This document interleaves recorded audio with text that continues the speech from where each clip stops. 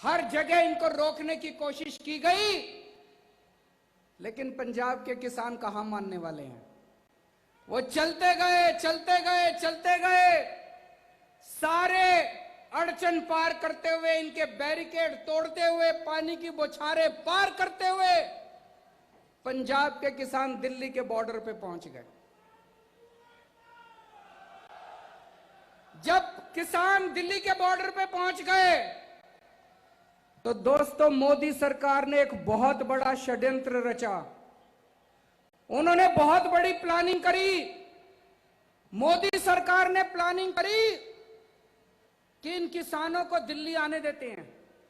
जब ये दिल्ली आ जाएंगे तो 9 स्टेडियम, 9 बड़े बड़े ग्राउंड इन्होंने प्लानिंग करी। मोदी सरकार ने उनको जेल बना देते हैं और उन जेलों के अंदर पंजाब के सारे किसानों को डाल देंगे। वहां ये कई महीनों तक पड़े रहेंगे, इनका आंदोलन खत्म हो जाएगा। दोस्तों, अपनी किस्मत अच्छी थी। उन स्टेडियम को जेल बनाने की पावर मोदी सरकार को नहीं थी, वो हमारी सरकार को थी।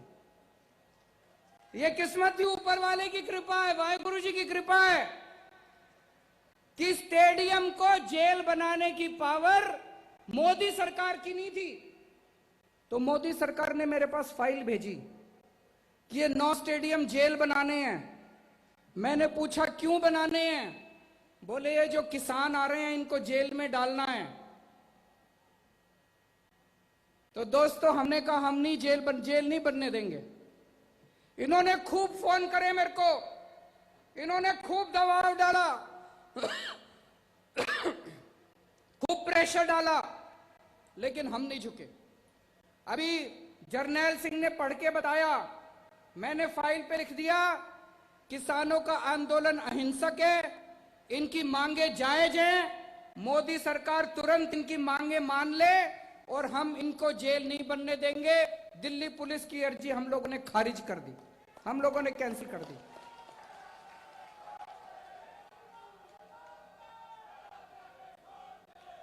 ये इतना गुस्सा हो गए, इतना गुस्सा हो गए मेरे से। मोदी सरकार खूब नाराज हो गई और उसी का नतीजा है पिछले हफ्ते संसद के अंदर मोदी सरकार कानून लेके आई है कि दिल्ली के अंदर अब से सारी पावर केजरीवाल की नहीं होगी। दिल्ली के अंदर अब से सारी पावर मुख्यमंत्री की नहीं होगी, सारी पावर गवर्नर की होगी, एलजी की होगी। सारे निर्णय एलजी लेगा। वो हमारी सारी पावर छीनना चाहते हैं। उनको लगता है अगली बार जब जेल बनानी पड़ी तो फाइल फिर मुख्यमंत्री के पास नहीं, एलजी के पास जाएगी। पर दोस्तों, चिंता मत करना, आपका बड़ा भाई, आपका बेटा, मैं वहां पे लड़ रहा हूं इन लोगों से, 6 साल से लड़ रहा हूं। मेरे को पता है इनसे कैसे लड़ना है। इनको कभी किसी हालत में किसानों के खिलाफ कोई एक्शन नहीं लेने देंगे जब तक दिल्ली में मैं हूं। आप किसी बात की चिंता मत करना।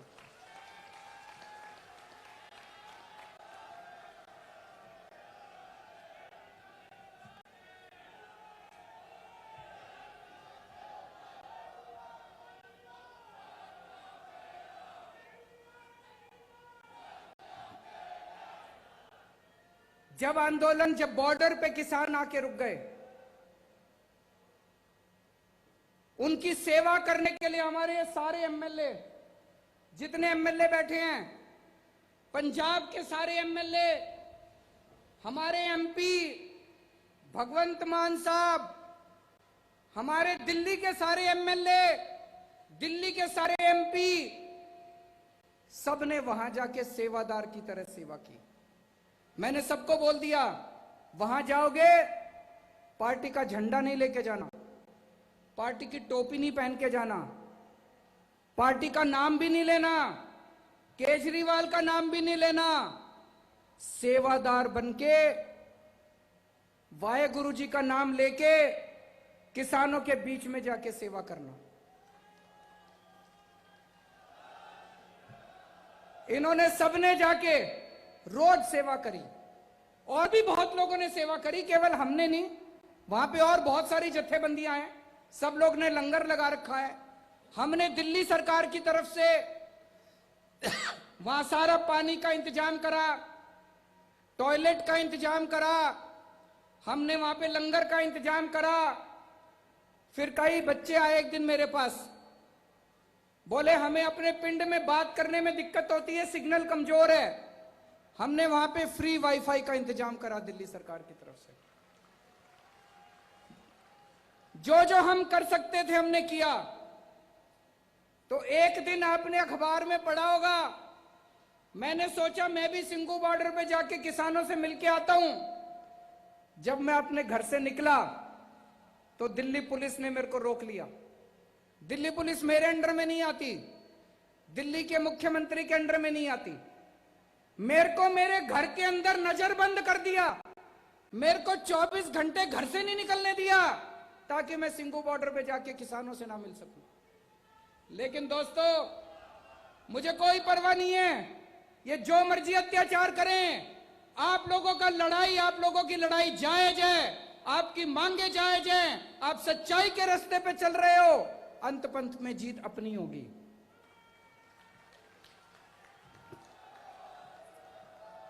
इन्होंने आंदोलन को, किसानों को बदनाम करने की कोशिश करी। कभी कहते हैं खालिस्तानी है, कभी कहते हैं आतंकवादी है, कभी कुछ कभी कुछ, किस्म किस्म के इल्जाम लगाए आंदोलन के ऊपर। लेकिन देश की जनता देख रही है, इनका एक भी नहीं चली। आम आदमी पार्टी ने, इनके जितने बीजेपी के नेताओं ने गालियां दी, जितने बीजेपी के आगुओं ने हमारे किसानों को गालियां दी, आम आदमी पार्टी ने इनके ऊपर 70 केस कर रखे हैं, इनके सारे बड़े बड़े नेताओं के ऊपर केस कर रखे हैं। मुझे पूरी उम्मीद है ये जितने लोगों ने गालियां दी हैं, एक दिन ये सारे जेल जाएंगे जब आदेश पारित होगा।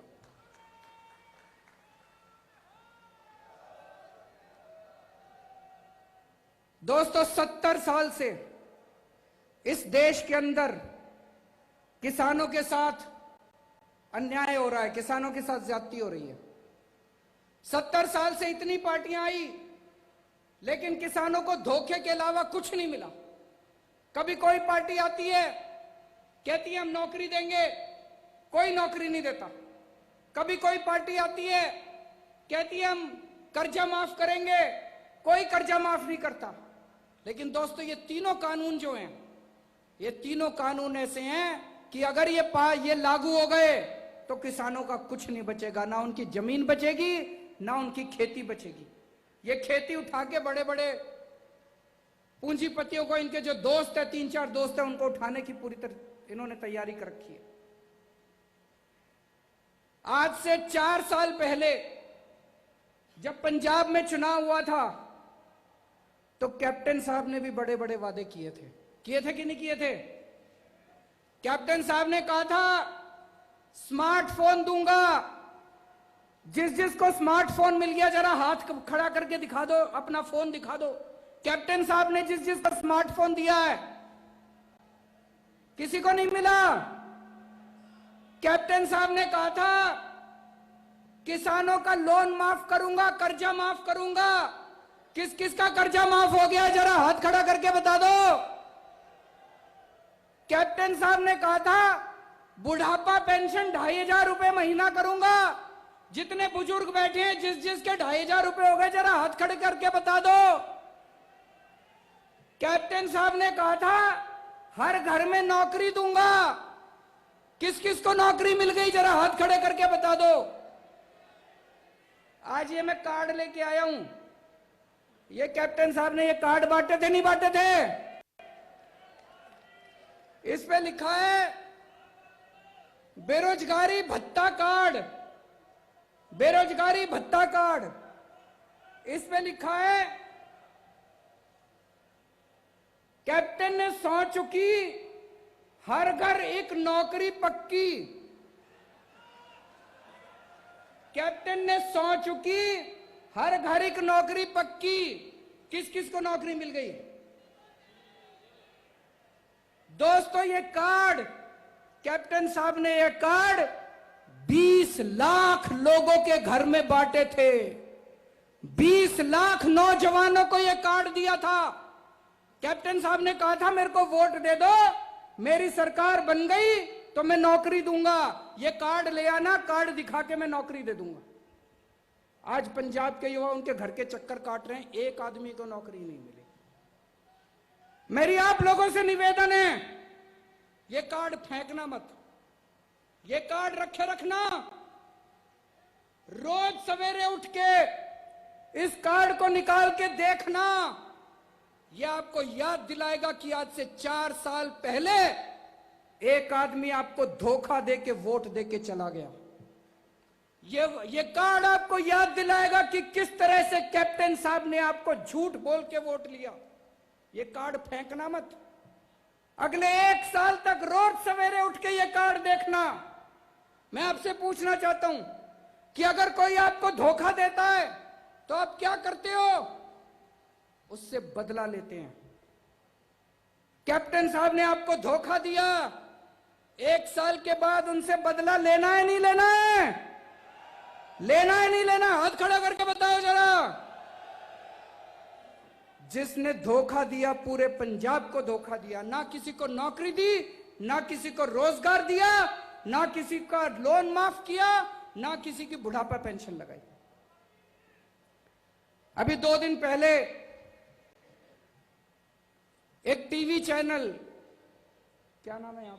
एबीपी गंगा, एबीपी चैनल वालों ने 2 दिन पहले एक सर्वे किया था।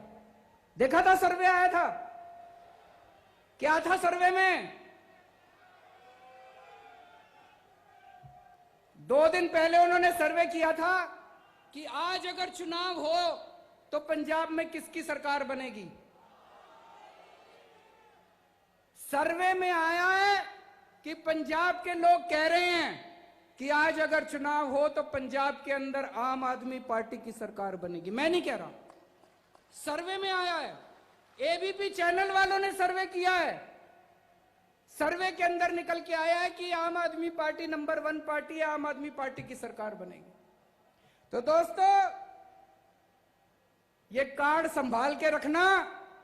1 साल के बाद जब आम आदमी पार्टी की सरकार बनेगी, जिन जिन लोगों को कैप्टन ने ये कार्ड दिया था उनको आम आदमी पार्टी नौकरी देगी।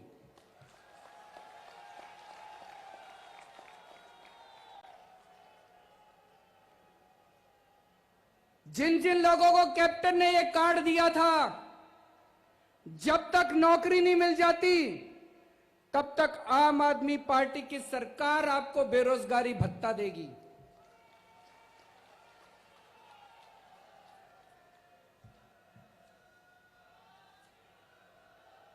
कैप्टन साहब ने जितने वादे करे, एक भी वादा पूरा नहीं किया। दिल्ली के अंदर हम भी चुनाव लड़े थे। दिल्ली के अंदर चुनाव के पहले हमने भी वादे करे थे। भाई साहब, एक एक वादा पूरा किया, एक एक वादा पूरा किया। चुनाव के पहले मैंने दिल्ली की जनता को कहा था, मेरे को वोट दे दो,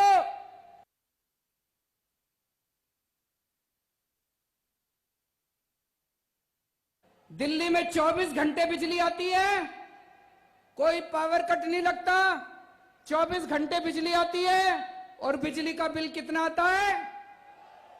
ये मैं देख रहा हूं कई लोगों को यकीन नहीं हो रहा। मैं देख रहा हूं कई लोगों के चेहरे फक पड़े हैं अभी, उनको समझ नहीं आ रहा है ऐसे कैसे हो सकता है, बिजली का बिल 0 कैसे आ सकता है। भाई साहब, दिल्ली में 73% लोगों का बिजली का बिल 0 आता है। उनके घर बिजली का बिल नहीं आता, उनके घर बिजली का बिल नहीं आता। 24 घंटे बिजली आती है, चमत्कार है ये। और पंजाब के अंदर इतना बिजली का बिल आता है। तो दिल्ली के अंदर अगर 24 घंटे बिजली आती है, दिल्ली के अंदर 0 बिजली का बिल आता है, पंजाब में बिजली का बिल 0 होना चाहिए नहीं होना चाहिए? ऐसे नहीं होगा, जोर से बोलना पड़ेगा। हाथ खड़े करके बताओ, बिजली का बिल 0 होना चाहिए नहीं होना चाहिए?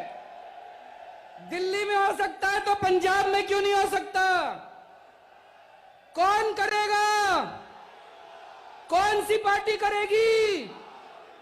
कौन सी पार्टी करेगी? चुनाव के पहले मैंने वादा किया था अपने लोगों को दिल्ली में कि मेरे को वोट दे दो, मैं स्कूल अच्छे कर दूंगा। आज दिल्ली के सरकारी स्कूल इतने शानदार हो गए, इतने शानदार हो गए। हमारे गरीबों के बच्चे इतने शानदार स्कूलों में पढ़ते हैं। आज हमारे गरीबों के बच्चे डॉक्टर बन रहे हैं, इंजीनियर बन रहे हैं, एडवोकेट बन रहे हैं। मैं आपसे पूछना चाहता हूं, पंजाब के स्कूल अच्छे होने चाहिए नहीं होने चाहिए? कौन सी पार्टी करेगी? कौन सी पार्टी करेगी? चुनाव के पहले मैंने दिल्ली के लोगों को कहा था, हमको वोट दे दो, हम अस्पताल अच्छे कर देंगे। आज दिल्ली के अस्पताल इतने शानदार हैं, भाई साहब, अगर 15 लाख रुपए का भी ऑपरेशन हो दिल्ली के अस्पताल में फ्री में होता है, एक पैसा नहीं लगता, सारी दवाइयां मुफ्त, सारे टेस्ट मुफ्त, सारा इलाज मुफ्त, सारे डॉक्टर मुफ्त, और इतने शानदार सरकारी अस्पताल हैं। पंजाब में होना चाहिए नहीं होना चाहिए? कौन सी पार्टी करेगी? तो दोस्तों, एक साल है, एक साल के अंदर अब अपने को मिलके हम सब लोग गांव-गांव के अंदर, हर पिंड के अंदर, हर पिंड में जाएंगे, हर मोहल्ले में जाएंगे, हर गली में जाएंगे और आपके साथ मिलके एक नए पंजाब का सपना तैयार करेंगे। अपने को नया पंजाब बनाना है, अपने को खुशहाल पंजाब बनाना है, अपने को एक ऐसा पंजाब बनाना है जिसमें हर किसान खुश हो, हर मजदूर खुश हो, जिसमें हर व्यापारी खुश हो, हर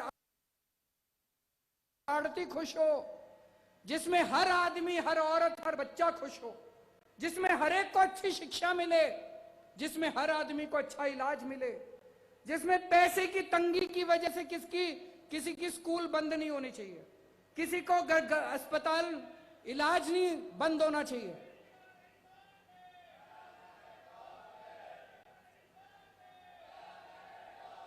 तो हम सब लोगों को मिलकर एक ऐसा पंजाब बनाना है। अगले एक साल में हम सब मिलकर एक ऐसे पंजाब का सपना तैयार करेंगे।